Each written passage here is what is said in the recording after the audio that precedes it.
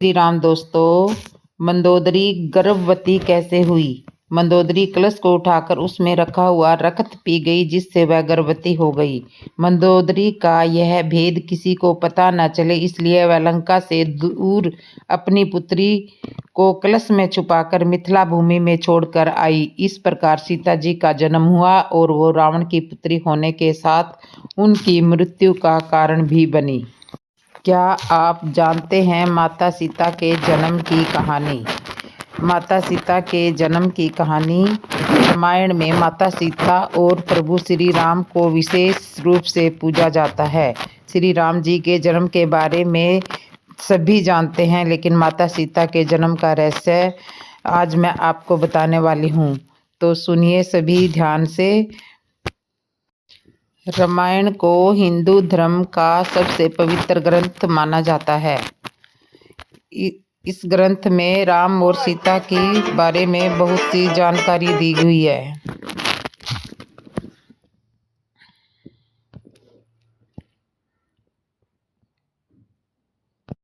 रामायण को हिंदू धर्म का सबसे पवित्र ग्रंथ माना जाता है। इसके सभी पात्रों का अलग महत्व है। प्रभु श्री राम को हम भगवान के रूप में पूजते हैं और माता सीता को भी उनके साथ हमेशा पूजा जाता है। माता सीता प्रभु श्री राम की अर्धांगिनी थी और महाराज जनक की पुत्री थी। उन्हें लक्ष्मी जी का अवतार भी माना जाता है और ऐसे कहा जाता है कि जब विष्णु जी के अवतार के रूप में भगवान श्री राम ने धरती पर अवतार लिया, तब माता सीता ने लक्ष्मी के अवतार के रूप में जन्म लिया। उनकी महिमा ऐसी है कि आज भी प्रभु श्री राम से पहले देवी सीता का नाम लिया जाता है। यदि हम माता सीता के जन्म की बात करें तो आज भी उनके जन्म को लेकर कई कथाएं प्रचलित है। सीता जी का जन्म एक रहस्य ही है। उनके जन्म से जुड़ी बातों का पता लगाने के लिए हमने ज्योतिषविद परमेश भोजराज देवी जी से बात की। आइए जाने माता सीता के जन्म से जुड़ी हुई कुछ बातों के बारे में। पौराणिक कथाओं के अनुसार माता सीता भगवान जनक को जमीन के नीचे मिली थी। महर्षि वाल्मीकि जी की रामायण के अनुसार राजा जनक के समय में एक बार मिथिला राज्य में अकाल पड़ गया था। ऋषियों ने राजा जनक से यज्ञ का आयोजन करने के लिए कहा, जिससे वर्षा हो जाए और उनका कष्ट दूर हो जाए। यज्ञ की समाप्ति के अवसर पर राजा जनक अपने हाथों से हल लेकर खेत जोत रहे थे। तभी उनके हल का नुकीला भाग, जिसे सीत कहते हैं, किसी कठोर चीज से टकराया और हल वहीं पर अटक गया। जब उस स्थान पर खुदाई हुई तब एक कलश मिला, जिसमें एक सुंदर कन्या थी। राजा जनक ने उस कन्या को कलश से बाहर निकाला और उसे अपनी पुत्री के रूप में स्वीकार किया। जनक की पत्नी उस समय निसंतान थी, इसलिए बेटी को पाकर वो अत्यंत प्रसन्न हुई। चूंकि हल के इस हिस्से से टकराकर माता सीता मिली थी, उससे सीत कहा जाता है, इसलिए ही उनका नाम सीता रखा गया। वही जनक पुत्री के रूप में उन्हें जानकी भी कहा गया। तो इस तरह से यदि माता सीता के जन्म की बात करें तो एक और प्रचलित कथा है, जिस पर शायद ही कथन यकीन हो। दरअसल रामायण के अनुसार रावण ने कहा था कि यदि उसके हृदय में अपनी पुत्री से विवाह करने की इच्छा उत्पन्न हो तो उसकी पुत्री ही उसकी मृत्यु का कारण बने। इसी बात को सही साबित करने के लिए एक बार गतसमद नाम के ऋषि देवी लक्ष्मी को पुत्री रूप में पाने के लिए हर दिन मंत्रोच्चार के साथ कुश के अग्रभाग से एक कलश में दूध की बूंदें डालते थे। एक दिन जब ऋषि आश्रम में मौजूद नहीं थे, तब रावण वहां पर आया और मौजूद ऋषि को मारकर उनका रक्त कलश में भर लिया। इस कलश को रावण ने अपने महल में छुपा दिया। उस समय रावण की पत्नी मंदोदरी उस कलश को लेकर बहुत उत्सुक थी। एक दिन जब रावण महल में नहीं था, तब मंदोदरी ने उस कलश को खोलकर देखा। मंदोदरी कलश को उठाकर उसमें रखा हुआ रक्त पी गई, जिससे वह गर्भवती हो गई। मंदोदरी का यह भेद किसी को पता ना चले, इसलिए वह लंका से बहुत दूर अपनी पुत्री को कलश में छुपाकर मिथिला की भूमि में छोड़ आई। इस प्रकार सीता जी का जन्म हुआ और रावण की पुत्री होने के साथ उनकी मृत्यु का कारण भी बनी।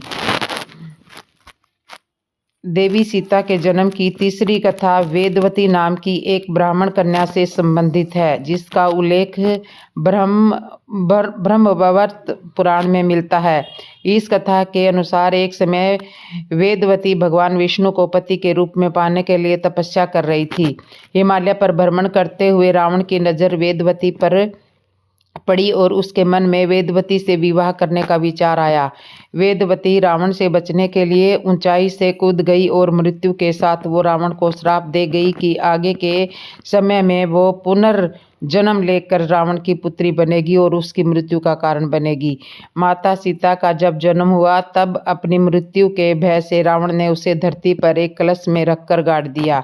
माता सीता का जन्म वास्तव में एक रहस्य ही है और उनके जन्म की सही कथा जो कुछ भी हो, लेकिन उन्हें श्री राम के साथ पूजा जाता है। तो इस तरह से माता सीता का जन्म हुआ। सीता माता कब गर्भवती हुई? राम और सीता की कोई संतान नहीं है और सीता 30 की उम्र के अंत में मां बनती है। इसका मतलब यह है कि वह कम से कम अपने प्रजनन चक्र पर नियंत्रण रखती है, क्योंकि वह अपने पति के सिंहासन पर सुरक्षित बैठने तक बच्चे को पैदा करने में देरी करती है। तो इस तरह से माता सीता 30 साल की होने के बाद मां गर्भ धारण करती है। विवाह के समय सीता की उम्र कितनी थी? वाल्मीकि रामायण के अनुसार विवाह के समय भगवान राम की आयु 13 वर्ष और माता सीता की आयु 6 वर्ष थी। विवाह के 12 साल बाद 18 वर्ष की उम्र में माता सीता ने अपने पति प्रभु राम के साथ में वनवास चली गई थी। सीता माता की जाति क्या थी? हिंदू धर्म में श्री राम को क्षत्रिय जाति के नाम से जाना जाता है। वे सूर्य वंश के वंशज इक्ष्वाकु वंश के राजा दशरथ के पुत्र थे, इसलिए वे क्षत्रिय जाति से संबंध रखते थे और अयोध्या के राजा के रूप में जाने जाते थे। सीता माता का गांव कौन सा था? वाल्मीकि रामायण के अनुसार माता सीता का जन्म जनकपुर में हुआ था। जनकपुर का प्राचीन नाम मिथिला तथा विदेह नगरी था। भगवान श्री राम से विवाह के पहले सीता ने ज्यादातर समय वहीं पर व्यतीत किया था। महाभारत काल में जनकपुर एक जंगल के रूप में था। मृत्यु के समय राम की उम्र कितनी थी? रामायण के अनुसार भगवान राम ने 100 वर्ष तक शासन किया। उनकी मृत्यु के समय उनकी आयु 110 वर्ष की हो गई थी। मरते समय रावण की उम्र कितनी थी? आदि काव्य, जिसे राम काव्य भी कहा जाता है, उसमें भी रावण के जीवन के बारे में बताया गया है और उसके अनुसार रावण की आयु 1000 वर्ष थी। कई जगह पर अनुमान लगाया जाता है कि रावण की आयु कम से कम 40,000 वर्ष या उससे अधिक भी होगी, यानी वह करीब 112 दिव्य वर्षों तक जीवित रहा। यह अनुमान कुछ इस आधार पर लगाया जाता है। सीता ने राम की प्रतीक्षा कितने वर्ष तक की थी? सीता कितने साल तक लंका में रही? भगवान श्री राम को वनवास के लिए कुल 14 साल आवंटित किए गए थे और उनमें से 13 साल बीत गए थे और केवल 1 साल बचा था तो माता सीता को रावण ने चुरा लिया था। इसके बाद माता सीता की खोज शुरू हुई और जब श्री राम ने रावण से युद्ध किया तो वे अयोध्या से चले गए थे। देवी सीता ने लंका में भगवान राम की कितने वर्ष तक प्रतिज्ञा की थी? ये मैंने आपको बता दिया। राम की मूर्ति काली क्यों होती है? मूर्ति को श्याम शिला नामक एक प्रकार के काले ग्रेनाइट से बनाया गया है, जिसे भगवान कृष्ण के रंग के समान होने के कारण कृष्ण शिला भी कहा जाता है। यह पत्थर अपनी ललितापन और सौंदर्य के लिए खूब ही फेमस हो रहा है। बेशकीमती है यह। राम के वंशज में अभी कौन जिंदा है? माना जाता है कि वर्तमान में जो सिसोदिया, कुशवाहा, मौर्य, शाक्य, वैशाला और गहलोत आदि जो राजपूत वंश है वो सभी प्रभु श्री राम के वंशज हैं जो अभी तक जीवित है। लव कुश के पुत्र कौन थे? राजा लव से राघव राजपूतों का जन्म हुआ है और राजा कुश से कुशवाहा राजपूतों का यश बढ़ा है। सीता नेपाल की है या बिहार की? सीता कुंड तीर्थ स्थल को वर्तमान में बिहार भारत के सीतामढ़ी जिले में स्थित है जो सीता की जन्म स्थली माना जाता है। सीतामढ़ी के अलावा जनकपुर जो वर्तमान में नेपाल के प्रांत नंबर 2 में स्थित है वहाँ उसको भी माता की जन्म स्थली के नाम से जाना जाता है। सीता के 3 पुत्र कौन से थे? 2 पुत्र थे जिनके नाम है लव और कुश, दोनों जुड़वा थे जिनका जन्म है ऋषि वाल्मीकि के आश्रम में हुआ था। वे उस समय की बात है जब राम ने सीता का त्याग कर दिया था और वह वाल्मीकि आश्रम में रहा करती थी। आश्रम में ही लव और कुश को सभी प्रकार की शिक्षा दीक्षा दी गई थी। माता सीता के कितने पुत्र थे? माता सीता के 2 पुत्र थे। माता सीता और भगवान श्री राम के 2 पुत्र थे। 2 पुत्रों के बारे में एक ही पुत्र, लेकिन कहा जाता है कि माता सीता ने एक ही पुत्र को जन्म दिया था। पर एक बार माता सीता कहीं किसी काम से जा रही थी तो उन्होंने गुरुजी वाल्मीकि को उनके पुत्र का ध्यान रखने के लिए बोला। गुरु वाल्मीकि ध्यान लगाए हुए थे। उन्होंने माता सीता के द्वारा बोली गई बात तो सुन ली पर कोई जवाब नहीं दिया। माता सीता को लगा वो ध्यान में लीन है, इसलिए माता अपने पुत्र को साथ लेकर चली गई। और जब गुरु वाल्मीकि अपने ध्यान से बाहर आए तो उन्होंने देखा कि सीता का पुत्र अपने स्थान पर नहीं है। उन्होंने सब जगह देखा पर उसको सीता का पुत्र कहीं नहीं मिला। तो उसने सोचा शायद किसी जंगली जानवर ने सीता के पुत्र को खा लिया होगा और माता सीता ने ये दुख सहन नहीं कर पाएगी तो उन्होंने घास का फूस का पुतला बनाकर उसमें जान डाल दी। इस प्रकार माता सीता के दूसरे पुत्र का जन्म हुआ। माता सीता का एक ही पुत्र था कुश। भगवान वाल्मीकि की एक अद्भुत रचना थी जो कुशा से हुई। ऐसा माना जाता है कि एक दिन सीता जी लव को लेकर आश्रम में न छोड़कर अपने साथ जंगल में लेकर चली गई थी और तब वाल्मीकि ने कुश से बच्चे का निर्माण किया जिसका नाम कुश रखा गया। बाद में सीता ने कुश को भी अपने बच्चे के समान उसे भी पाल लिया। यही कारण था कि राम ने भगवान वाल्मीकि पर विश्वास न करके सीता जी से सभा में शपथ ग्रहण करने को कहा, जिसके बाद वे पृथ्वी में समाई।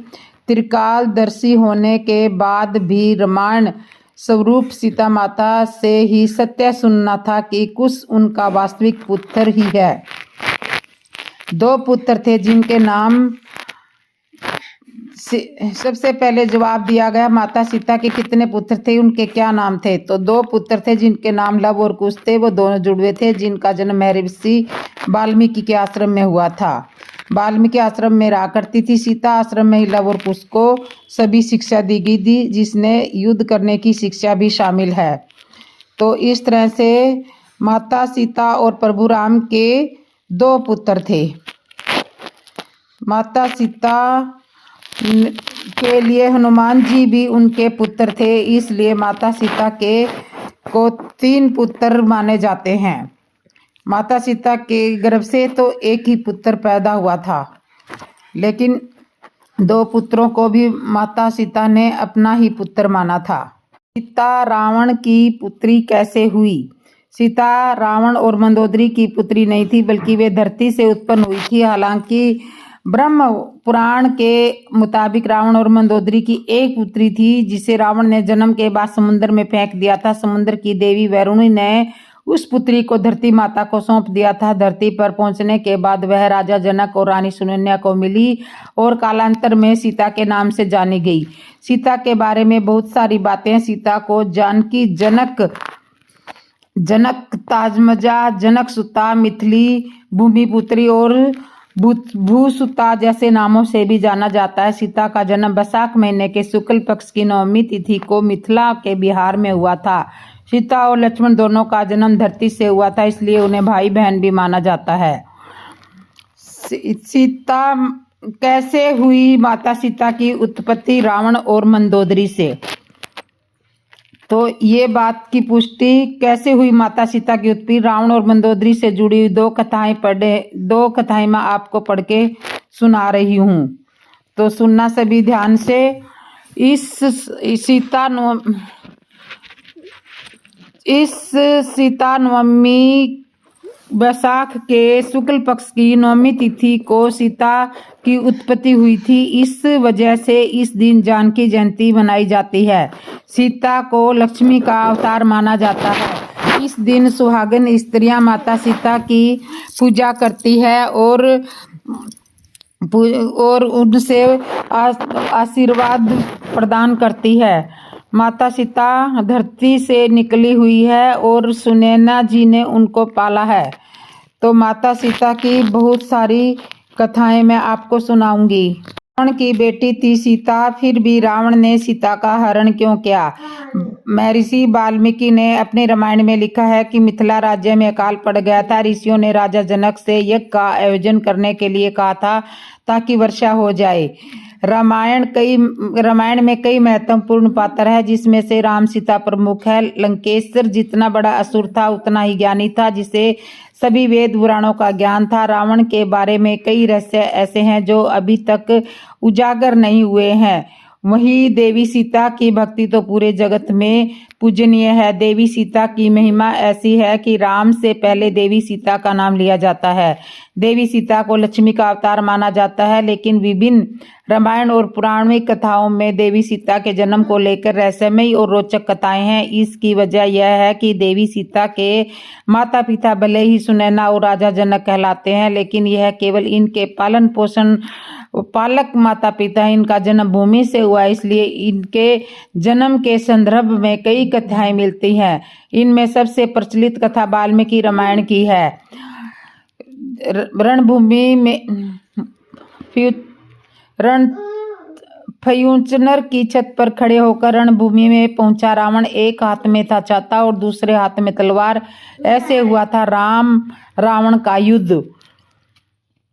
महर्षि वाल्मीकि ने अपने रामायण में लिखा है कि मिथिला राज्य में अकाल पड़ गया। ऋषियों ने राजा जनक से यज्ञ करने का आयोजन करने के लिए कहा ताकि वर्षांत हो जाए। यज्ञ की समाप्ति के अवसर पर राजा जनक अपने हाथों से हल लेकर खेत जोत रहे थे। तभी उनके हल का नकुला भाग, जिसे शीत कहते हैं, किसी कठोर चीज से टकराया और हल वहीं पर अटक गया।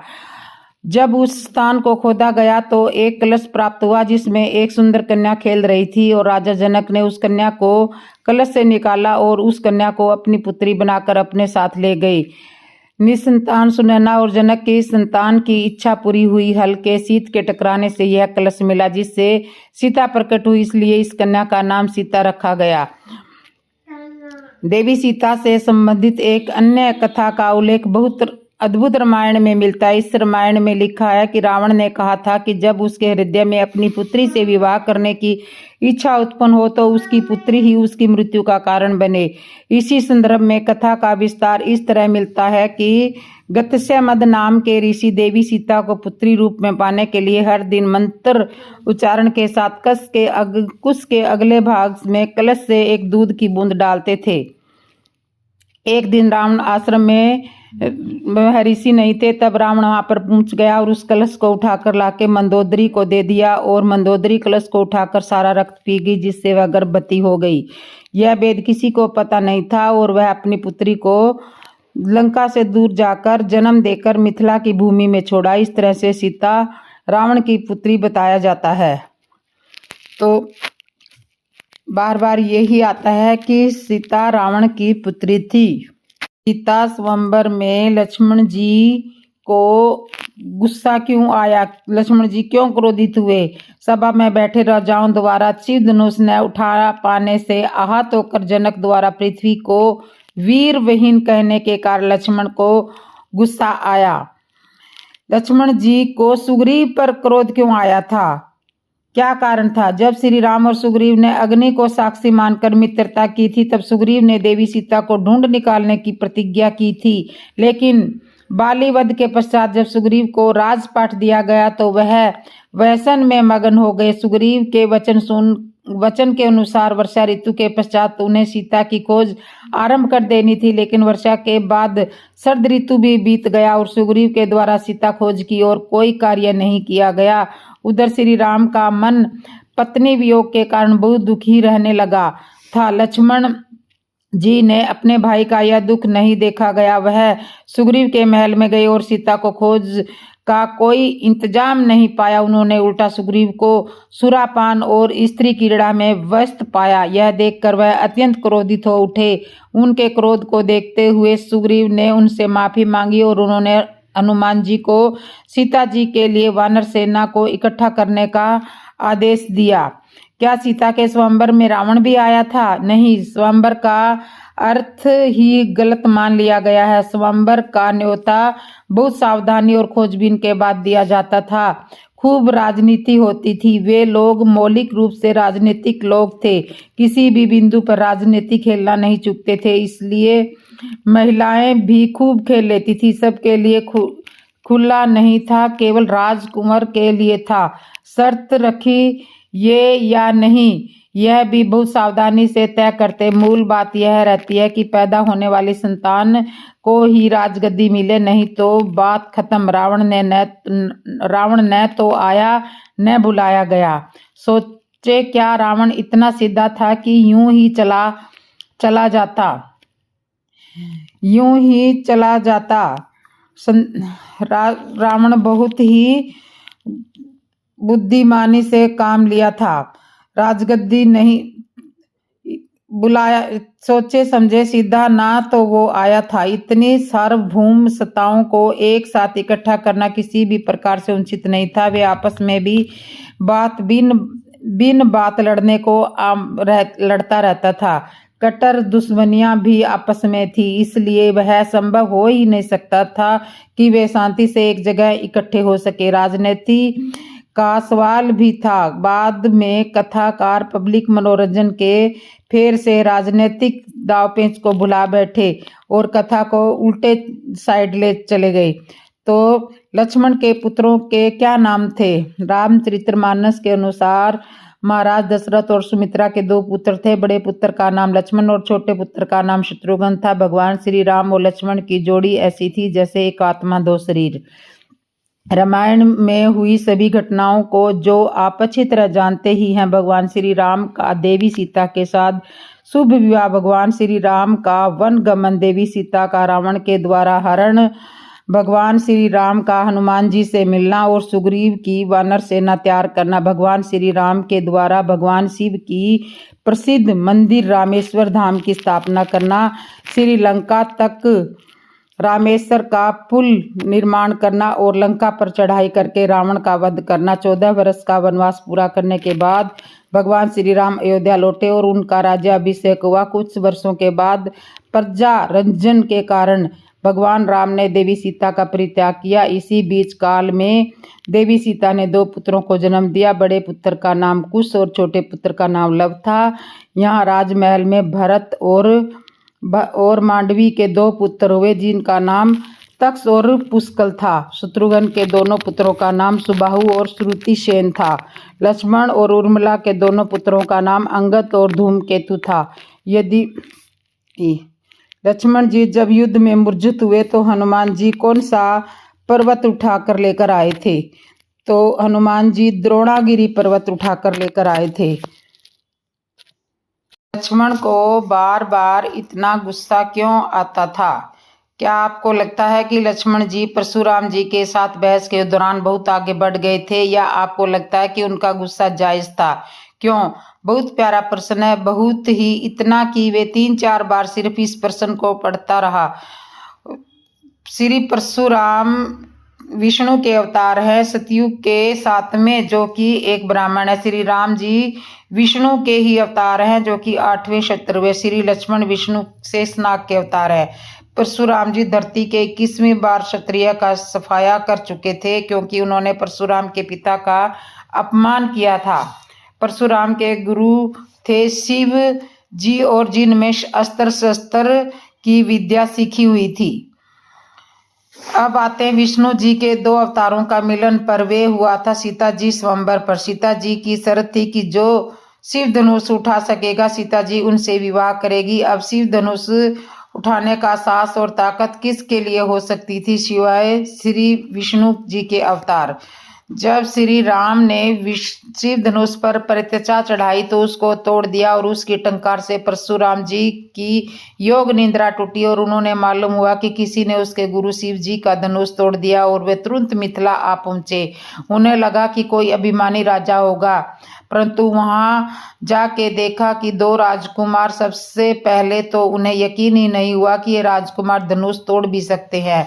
उन्हें लगा कि उनके साथ मनोरंजन कर रहे हैं। तो श्री परशुराम ने उन दो राजकुमारों पर क्रोधित हो उठे। श्री राम के मुकाबले श्री लक्ष्मण ज्यादा उग्र स्वभाव के थे, परंतु उनका बड़े भाई श्री राम के प्रति स्नेह बहुत ज्यादा था।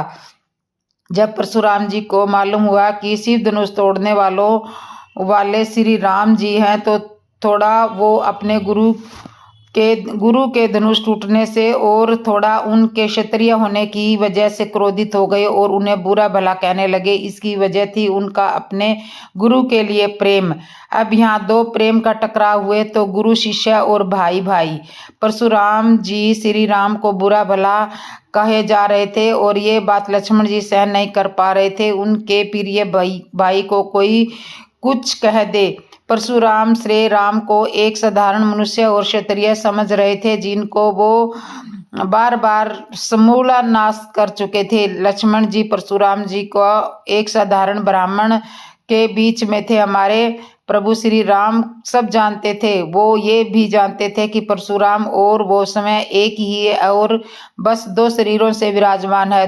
वो दोनों ही विष्णु के अलग अलग समय के अवतार हैं और ऐसा मिलन शायद ही कभी द्वापर युग तक वापस आएगा जब परशुराम और श्री कृष्ण को उनका सुदर्शन चक्र अर्पित करेंगे। परंतु कई लाखों वर्षों बाद परशुराम जी सिर्फ अपने क्रोध के कारण उनको पहचान नहीं पा रहे थे और इधर लक्ष्मण जी भी उनको पहचान नहीं पा रहे थे।